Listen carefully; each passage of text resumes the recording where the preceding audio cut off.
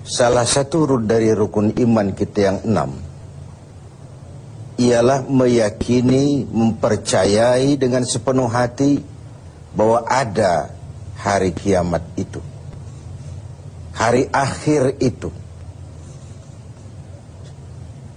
saat dimana alam ini hancur sehancur-hancurnya, bumi gempa, gunung meletus, air laut tumpah ke darat, halilintar menyambar, angin topan bertiup, gunung meletus, semua yang hidup lalu mati, dan akan ada hari kebangkitan di mana setiap orang akan dimintakan pertanggunggan jawab atas seluruh aktivitas kehidupan duniawi. Nun di sana di padang mahsyar kelak, setiap orang sibuk dengan persoalannya masing-masing. Boleh jadi saudara tidak lagi sempat mengingat saudaranya. Bahkan anak tidak lagi bisa mengingat orang tuanya. Suami tidak lagi bisa membantu istrinya. Masing-masing orang sibuk dengan persoalannya sendiri-sendiri. Masing-masing orang khawatir untuk dimintakan pertanggungan jawab di hadapan Allah. Dikala itulah, menurut sebuah hadis, Rasulullah SAW bersabda, nanti di padang mahsyar, dikala semua orang panik, dikala semua orang bingung, dikala semua orang sibuk dengan urusannya masing-masing, ada 7 macam manusia yang tenang-tenang saja. Orang lain kepanasan, mereka tidak. Orang lain panik, mereka ayem, tenang. Orang lain bingung, resah dan gelisah, mereka senyum. Kenapa? Karena mereka langsung berada di bawah perlindungan Allah Subhanahu wa ta'ala. Sebabnya apa? Karena ketika di dunia mereka juga jadi pelindung orang. Allah melindungi mereka di padang mahsyar nanti. Tidak ada kepanikan, tidak ada kekhawatiran, jauh dari rasa ketakutan. Sab'atun yuzilluhumullahu yawma la zilla illa zilluh. 7 macam manusia yang akan mendapat perlindungan langsung dari Allah pada hari yang memang tidak ada lagi perlindungan selain perlindungan Allah Subhanahu wa ta'ala. Siapa mereka? Mudah-mudahan kita termasuk salah satu di dalamnya. Yang pertama, orang yang akan mendapat perlindungan langsung dari Allah adalah imamun adil. Pemimpin yang adil. Pemimpin yang menaungi orang banyak. Maka wajar di akhirat nanti dia akan dinaungi dan dilindungi juga oleh Allah Subhanahu wa ta'ala. Di masa dewasa ini kita merasakan kita banyak punya penguasa tapi sedikit punya pemimpin. Kita banyak punya politisi tapi miskin negarawan. Kita banyak punya karyawan seni tapi sedikit sekali seniman. Lalu siapa sebenarnya pemimpin itu? Setiap kita adalah pemimpin, dan setiap pemimpin akan dimintakan tanggung jawab tentang apa yang dipimpinnya. Pemimpin yang adil, baik dia memimpin rumah tangga, baik dia memimpin dirinya sendiri, baik dia memimpin kampungnya, lebih-lebih dia memimpin negaranya, maka dia akan mendapat perlindungan langsung dari Allah kalau berlaku adil. Orang Belanda bilang memimpin adalah jalan menderita. Nabi mengatakan Sayyidul Qaumi khadimuhum. Pemimpin suatu umat adalah pelayan bagi umat itu. Pemimpin rakyat adalah pelayan rakyat. Ini idealismenya, tapi realitasnya kan sering terbalik. Bahwa pemimpin adalah mereka yang selalu dilayani rakyat. Dibiayai dengan uang rakyat, fasilitas hidupnya dijamin oleh rakyat yang bayar pajak segala macam. Karena itu kita berharap mudah-mudahan di negeri kita makin banyak lahir pemimpin-pemimpin yang adil, yang takut kepada Allah dan sayang kepada kita sebagai rakyat. Yang kedua, orang yang dilindungi Allah itu nanti syab nasya'a fi ibadatillah. Anak muda yang tekun beribadah kepada Allah. Kenapa tidak dikatakan orang tua? Kondisi psikis. Kalau ada orang tua tekun ibadah, eta mawayahna cek orang Jawa Barat. Lalarui sanjo kata orang Sumatera Barat.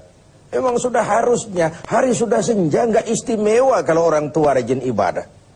Tapi anak muda yang tekun ibadah, darahnya masih mengalir dengan panas, di benaknya masih sejuta keinginan bersemi, dia bisa salurkan itu yang dicintai Allah, dan nanti di akhirat akan mendapat perlindungan langsung dari Allah. Kita bersyukur oleh nuansa Ramadan, anak-anak muda kita, selebritis kita, artis kita, pakaiannya menyesuaikan, jilbaban dan lain sebagainya. Mudah-mudahan tidak hanya sekedar mode Ramadanan. Lalu selesai Ramadan, merdeka, kembali lagi buka-bukaan. Syab nasya'a fi ibadatillah. Anak muda yang tekun beribadah kepada Allah. Yang ketiga, rajulun qalbuhu mu'allakun bil masajid. Seseorang yang hatinya terpaut kepada masjid.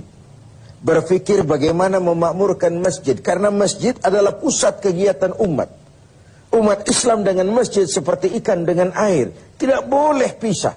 Kalau ikan sudah mulai menjauhi air, itu pertanda ikan mau mati. Dari masjidlah baginda Rasul mengajar umat. Di masjid beliau bermusyawarah, di masjid beliau mengatur strategi bangsa dan negara, dan seterusnya, dan seterusnya. Masjid di negeri kita adalah raksasa tidur. Kita pandai membangunnya, tapi tidak pandai memanagenya. Sehingga bagaimana masjid menjadi tempat yang menarik dikunjungi orang, dengan program-program yang rutin, menyentuh, dan diperlukan oleh masyarakat. Masjid menjadi pusat kegiatan umat.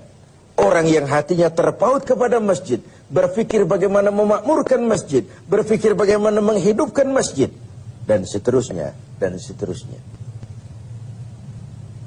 Lalu yang keempat, rajulani tahabba fillahi ijtama'a alaihi wa tafarraqa alaihi. Dua orang yang bersaudara, bertemu karena Allah, berpisah pun juga karena Allah. Bersaudara karena iman. Imanlah yang mempertemukan ini, mempertemukan hati. Bertemu dia karena Allah, berpisah pun juga karena Allah. Tidak mungkin dua orang yang beriman bertemu di tempat yang maksiat dan munkarat. Bertemu karena Allah. Kau di jalan Allah, kau saudara saya. Keluar kau dari jalan Allah, sampai sini saja kita. Jangan karena pertemanan mengorbankan Tuhan. Jangan karena pertemanan mengorbankan akidah. Saya sih tahu mabuk nggak bagus, cuma ngormatin temen. Ya 2-3 gelas lah, ngormatin temen. Jangan karena pertemanan mengorbankan keyakinan. Kalau kita susah, jangankan di akhirat, nanti di dunia ini pun biasanya kesusahan itu milik kita sendiri. Saat kita senang, semua orang mau ikut. Kalau kita susah, jangankan orang lalat pun nggak mau dekat. Lalat sekarang tahu juga orang susah rupanya.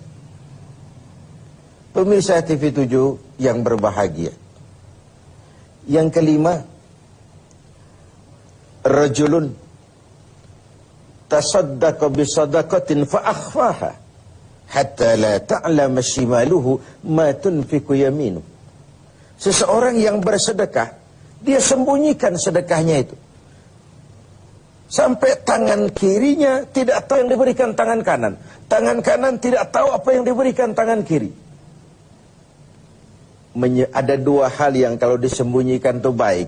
Pertama sedekah, yang kedua musibah. Menyembunyikan musibah, biarlah kesulitan kita jadi milik kita sendiri saja.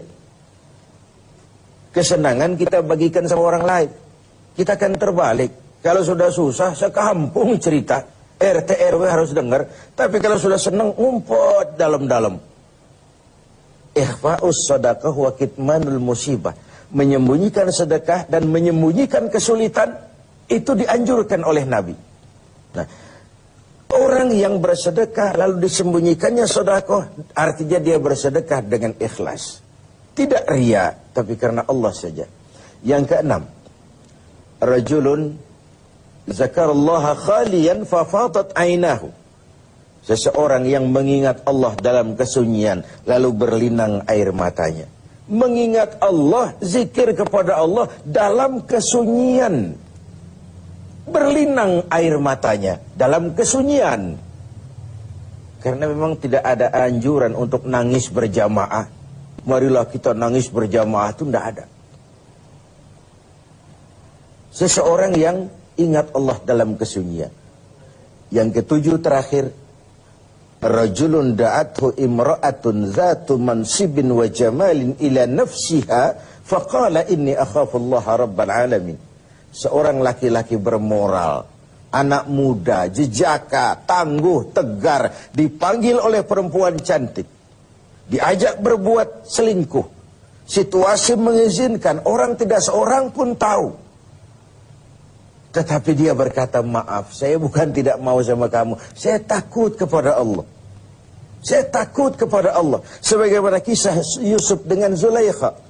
Nabi Yusuf pun sebenarnya suka loh kepada Zulaikha. Quran yang bilang itu. Walaqad hammat bihi wa hamma biha. Zulaikha senang kepada Yusuf. Yusuf pun suka kepada Zulaikha. Tapi apa yang dilihat Yusuf? Walaula an ra'a burhana rabbih. Dia lihat peringatan Tuhannya. Ada letter S Tuhan. Sob tidak boleh parkir di sini. Itu yang dilihat. Nah, anak muda bermoral seperti ini nanti di akhirat akan mendapat perlindungan langsung dari Allah Subhanahu